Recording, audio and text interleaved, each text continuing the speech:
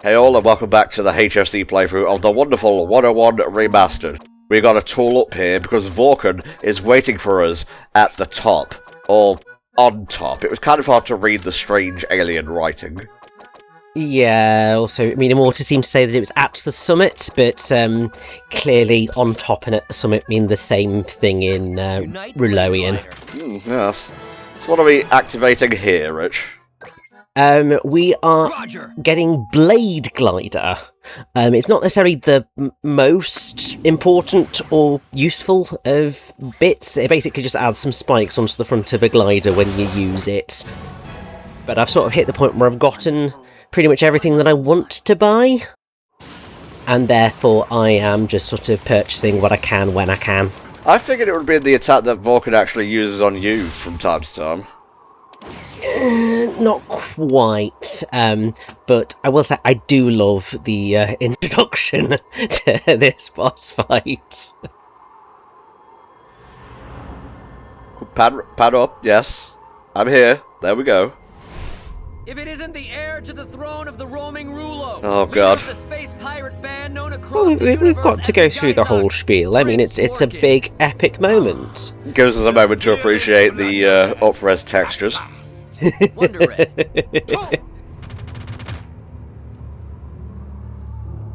Gaze upon this spectacular view. Could there be a more fitting stage for my victory?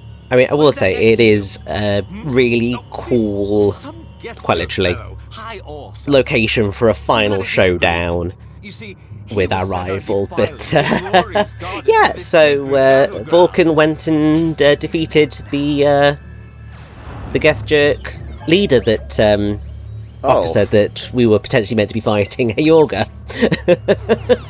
And there is a grave. That's a very Japanese grave, all of the orange and whatnot.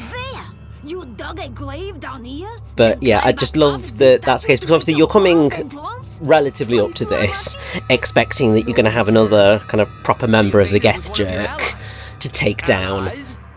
But then, no, it is going to be Vulcan, and it's a really epic final battle between our two teams, but I know that you don't necessarily have very good feelings towards this fight. Well, I think I'm forced to concede that I just didn't have the utilities that you had, so a lot of my difficulty seems to have been self-inflicted. Fair, I mean, it's one of those things that I wouldn't necessarily call it self-inflicted, because how are you to know what works best for dealing with these things? The game probably should have done a better job at making suggestions as to what are useful tools for you to have to succeed at these things. Obviously, I know that they did introduce the P-Star recommendations.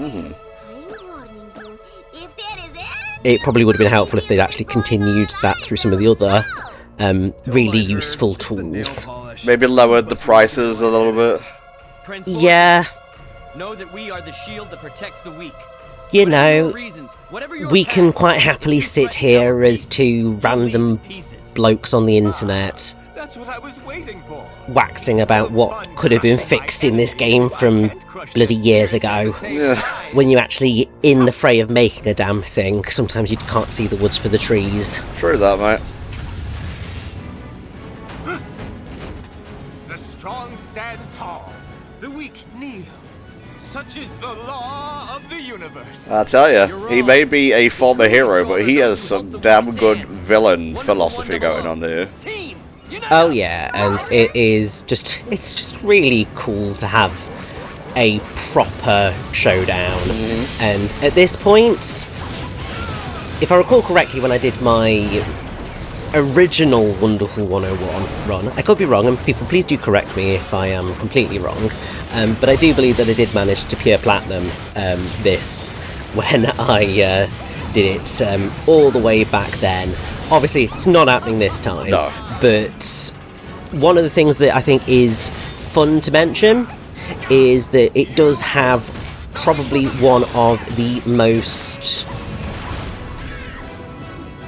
gracious damage level things in terms of the fact that you can get hit a hell of a lot and still come out with a gold. Oh, okay. It's really kind in that sense. Yes, it's very much a multi-phase approach to this fight, and I will say, I think it's probably the most fun that I do have with Vulcan, because obviously you're coming into this, you're pretty much straight into the Vulcan fight, so you're not dealing with sort of having loads of level before or after. Yes. You can just focus on the fight. Yeah, I appreciate that in the boss fight. And then also, by the time you hit this point in the game, you have generally picked up so many really useful tools and abilities and skills that it just becomes a lot more fun than when you first encounter Vulcan and his team. God help you if you don't have, like, the spring move or this when you first fight him. God, that would be miserable. It would be horrific. But also, you can see here, this is why I do really love having hero time, because even though I still ended up getting hit by the bloody move partway through it, it really does help with getting out of the way of some of the more annoying attacks that you can't really easily dodge otherwise. To that end, this is one thing I'm really not a fan of. It's the fact you can be hit while you're in the air by his tombstone. Yeah, I think it's one of the things where there are a couple of inconsistencies with how he reacts to your moves and how you react to his moves. For example, I'm pretty sure his sword can cut through our guts, but our sword can't cut through his guts. Yeah, nah. It's like, it's relatively consistent for other things, so hammer's consistent, hand's consistent, but then other bits aren't, and it's a bit like, but it's fine, because we are nearly at the end of the first phase of this. Yeah, fuck him up. I do really love blocking hammer. That just makes me so giddy. Well, whenever you have like a super powerful weapon and you just manage to either parry it or knock it away entirely, deflect it even, oh, chills. Although I got really bad luck there. But it's fine, because we're so close, come on. My Pikmin are stronger than your Pikmin.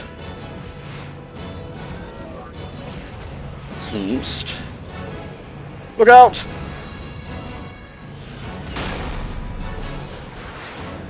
Wonder Jump! Yahoo! Of course we get some epic QuickTime events throughout this. Give it the big old fist! Yada yada yada! Hurrah! Steel Ball run, fucking 11 episode run, let's fucking go!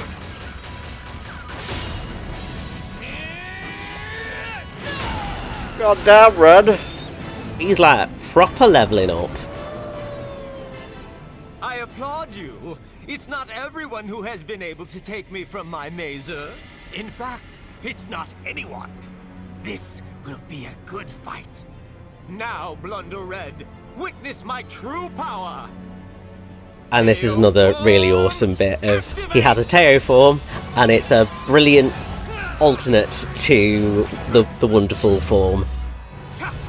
He even does a thumbs down. Hell yeah. It just, love it. And this is really cool. I couldn't help but think of that one Miyamoto GIF where he does a thumbs up, but someone just reversed it, so he does the thumbs down. Amazing. Also, if any one of you out there is a Kamen Rider fan, you'll know a lot about, like, Dark Riders or B Riders and so on. Yeah, I know so little about it, but there we go. Now, the fight does get a little bit more difficult because the area that we have to fight on has been dramatically shrunk because now we're on top of the Virgin Victory. I suppose it kind of works for and against us, because for one thing, he can't play keep away much anymore, which he loved to do before, and he seems to be stuck on using hammer, which is fortunate. The other thing, I think, I'm not 100% sure, but I think he does start to take a bit more damage from things during this particular phase. As I said, I could be wrong, but just looking at how fast that health bar is going down versus what it was doing before, I am pretty sure that there is a little bit of an extra multiplier going on. Well, we're both fighting with the limiters off at this point, so it makes sense. That is true. Oh yeah, this is going real smooth, mate. Like, I was frustrated at the first bit, but obviously because I've got healing guts, that is an absolute godsend. It means that, you know, you can get through pretty much the rest of this fight relatively unscathed if you manage to block enough. But yeah, I was definitely happy with the second half of this battle rather than the first half.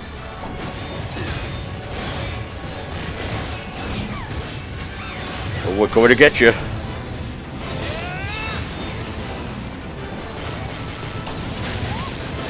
Now, I'm not quite sure where I picked up the electricity from, but I will take it.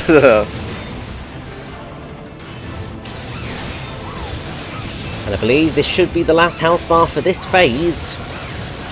So we're very, very close.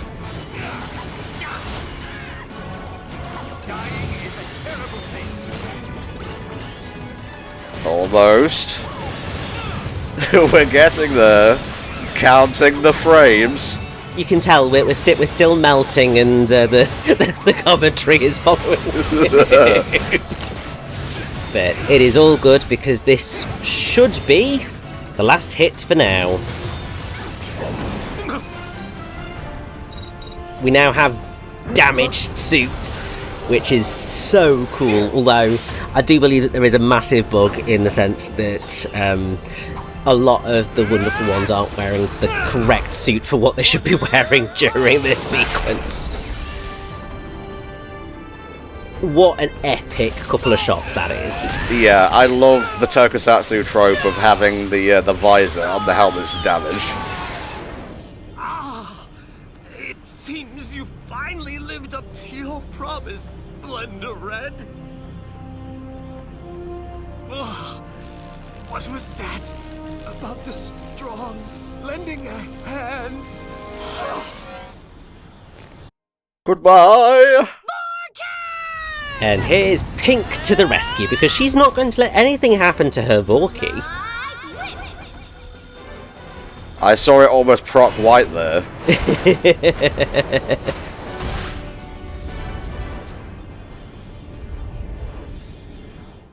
And now for lore.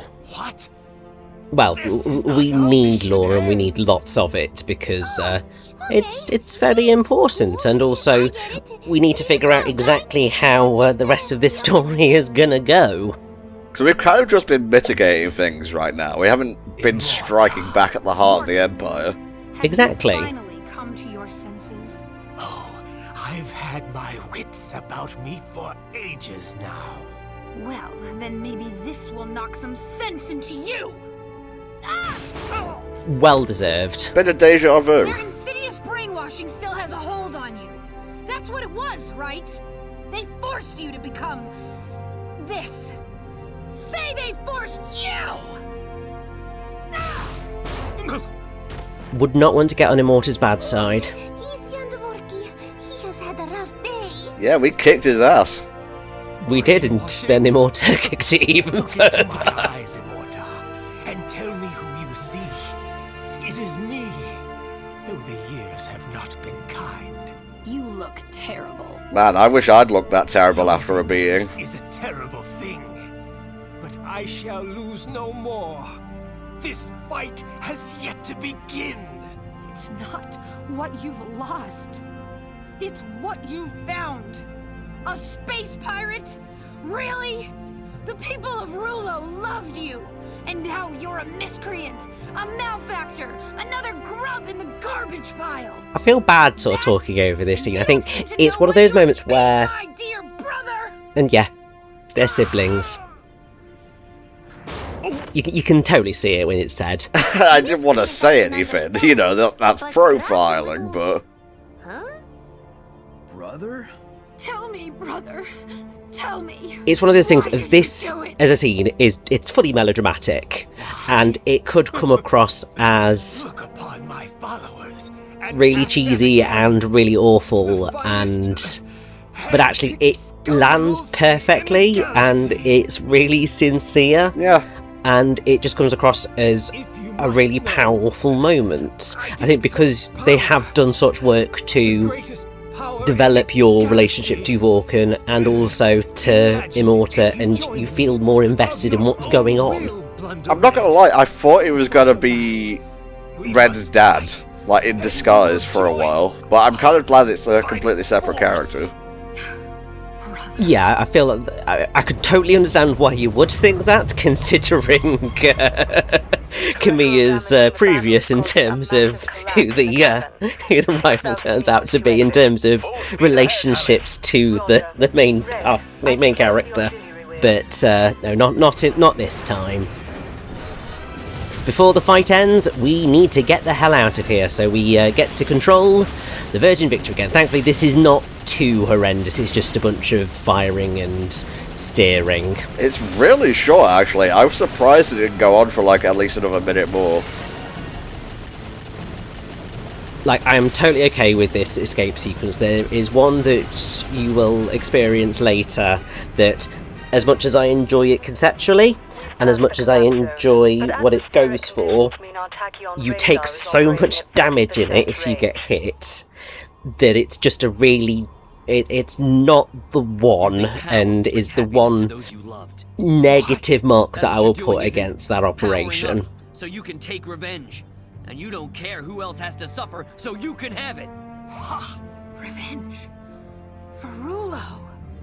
But who would that revenge serve? But yeah, so what Vorkon was doing all along was trying to create a team of the most powerful fighters and warriors in the galaxy to take on Gethjerk to get revenge. Common trope in fiction, I feel. Well, I don't know about common, I just kind of threw that out there without any examples to back it up. Trampled?